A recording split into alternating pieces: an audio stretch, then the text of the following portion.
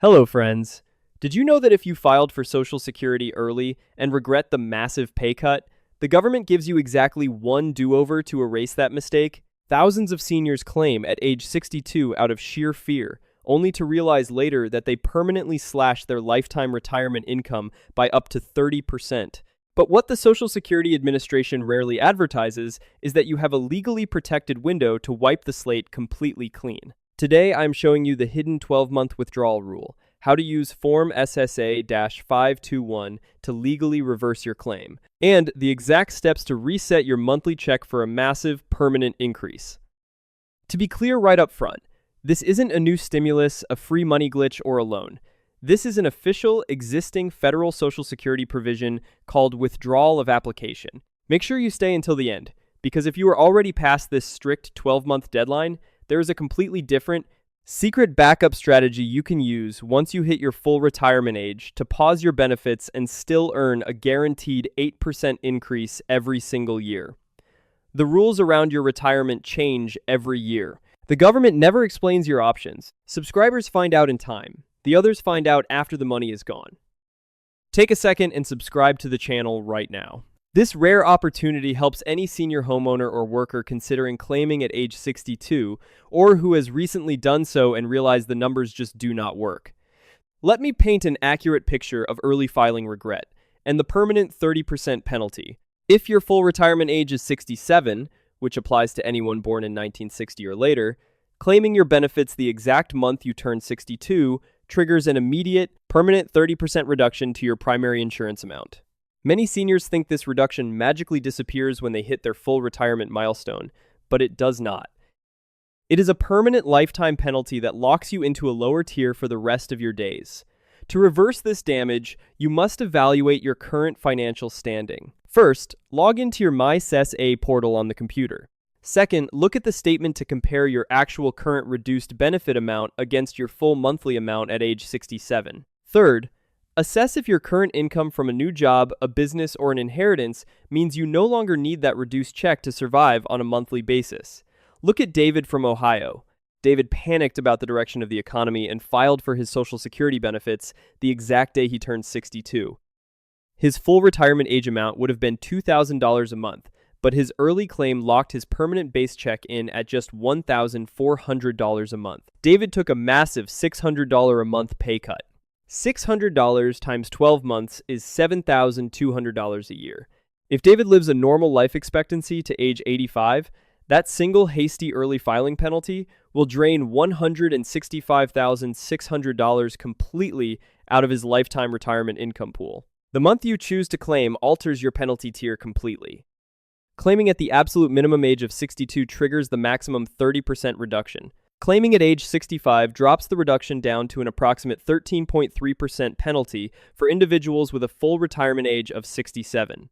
But if you look at your bank account and realize you made a terrible mistake, federal law provides a very narrow, highly protected escape hatch. This narrow hatch is available exclusively to seniors who have been receiving their monthly benefits for less than 12 months. Under strict federal rules, you are permitted to withdraw your retirement application and erase the early penalty, but your request must be officially submitted within 12 months of your first month of entitlement. If you wait and let your calendar roll into month 13, you are permanently barred by law from withdrawing, and you are stuck with your reduced payout for life. To capture this window before it hits a legal cliff, you must act in order. First, find your official Social Security Notice of Award letter that came in the mail when your benefits were first approved.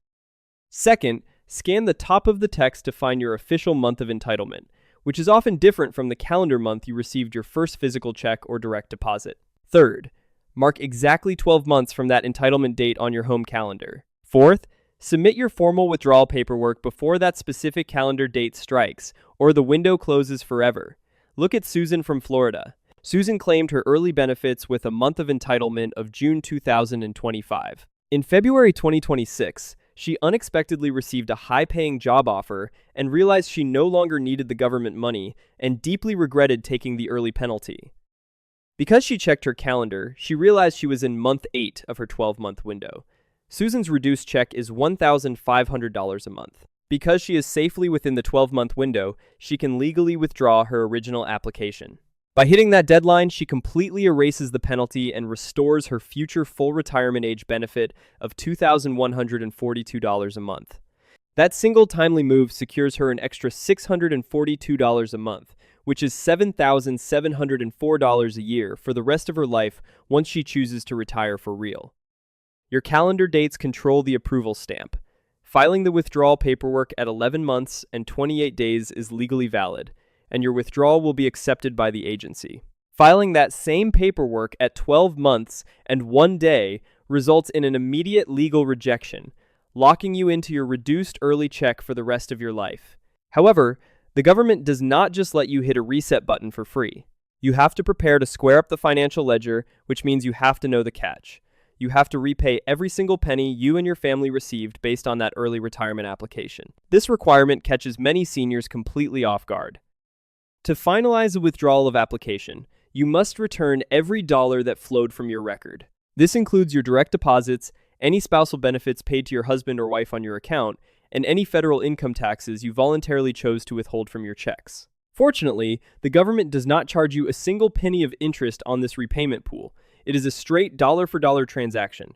To settle this account cleanly, follow these exact steps. First, calculate the total gross amount of benefits you received over the months by adding up your statements. Second, do not mail a personal check immediately. You must file the official withdrawal form first. Third, wait for the agency to process the form and mail you an official bill stating the exact repayment amount down to the single penny. Fourth, pay that specific amount via a certified check or securely through the federal website, pay.gov, to permanently finalize your application withdrawal. Look at Robert from Texas. Robert collected $1,400 a month for 10 months before he realized he could go back to work and wanted to undo his early claim. Robert must write a check back to the agency for exactly $14,000. While that sounds like a massive financial hit to his liquid savings, look at how the math plays out over the years. By resetting his record and erasing his early filing penalties, his monthly check at his full retirement age will increase by $600 a month. It will only take Robert 23.3 months of collecting that higher check, which is $14,000 divided by $600, to entirely break even on his repayment. After those 2 short years, that extra $600 a month turns into pure, lifelong profit. The length of time you spent in the system changes the size of your barrier. Withdrawing your application after just 2 months of checks only requires a small $2,800 repayment check. Withdrawing at month 11 requires a hefty $15,400 repayment, meaning you must possess substantial liquid cash in your savings account to pull this off safely. But there is a hidden, phantom cost inside that repayment number that catches almost everyone off guard: your healthcare deductions. This is the hidden Medicare premium trap. It targets seniors over the age of 65 who claim their Social Security early, are enrolled in Medicare, and had their healthcare premiums automatically deducted from their monthly retirement checks. If you choose to withdraw your application, the government demands that you repay the gross amount of your benefits, not the net amount that actually hit your bank account. If the agency was automatically deducting your Medicare Part B premium, you must pay those premiums out of pocket to the agency to finalize the reset while keeping your medical insurance active. To navigate this trap without a clerical error, follow these steps. First, review your original benefit statements to find your gross monthly benefit amount before any deductions. Second, identify the 2026 Medicare Part B premium deduction, which is $202.90 a month. Third, ensure you have enough cash on hand to cover not just the money that deposited into your checking account, but the money the agency automatically routed to Medicare on your behalf. Look at Linda from Arizona. Linda is 66 years old. Her gross disability or retirement benefit was $1,500 a month. The agency automatically deducted the 2026 Part B premium of $202.90, so she only saw $1,297.10 land in her bank account each month. After 10 months, Linda decides she wants to withdraw her application. She assumes she only owes $12,971, which matches her bank deposits, but the agency demands the gross figure, $15,000. She has to come out of pocket for the extra $2,029 in Medicare premiums that were paid for her. Because she pays that full amount, her record is completely wiped clean, and her vital Medicare coverage remains perfectly active and intact. Your age category alters your repayment calculations. A 62-year-old senior withdrawing their application before being eligible for Medicare repays only standard cash benefits. A 66-year-old senior withdrawing must factor those $202.90 monthly Part B deductions into their physical cash calculations. You also need to be aware of a strict legal limit on how many times you can play this game and how it impacts your household. This brings us to the once-in-a-lifetime and spousal consent rules.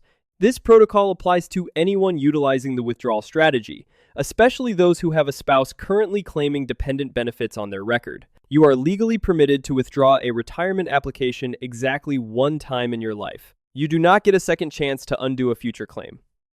Furthermore, if anyone else, like a spouse or a minor child, is receiving monthly checks based on your earnings record, they must consent in writing to your withdrawal because their benefits will be stopped immediately and must also be repaid in full. To protect your family's status, follow these steps. First, acknowledge that this is a one-time structural move. Second, if your husband or wife is drawing a spousal check on your record, sit down at the kitchen table to discuss the long-term math. Third, ensure both you and your spouse physically sign Form SSA-521. Fourth, prepare to repay your personal benefits and the spousal benefits they received to clear the family ledger completely. Look at James and Mary from Nevada.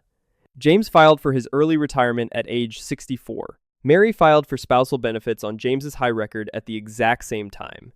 James received $1,600 a month, and Mary received $800 a month in spousal support. After 6 months, James realizes he wants to withdraw his application to let his check grow. To clear the file, they must repay his $9,600 and Mary's $4,800. They must write a combined check back to the government for $14,400.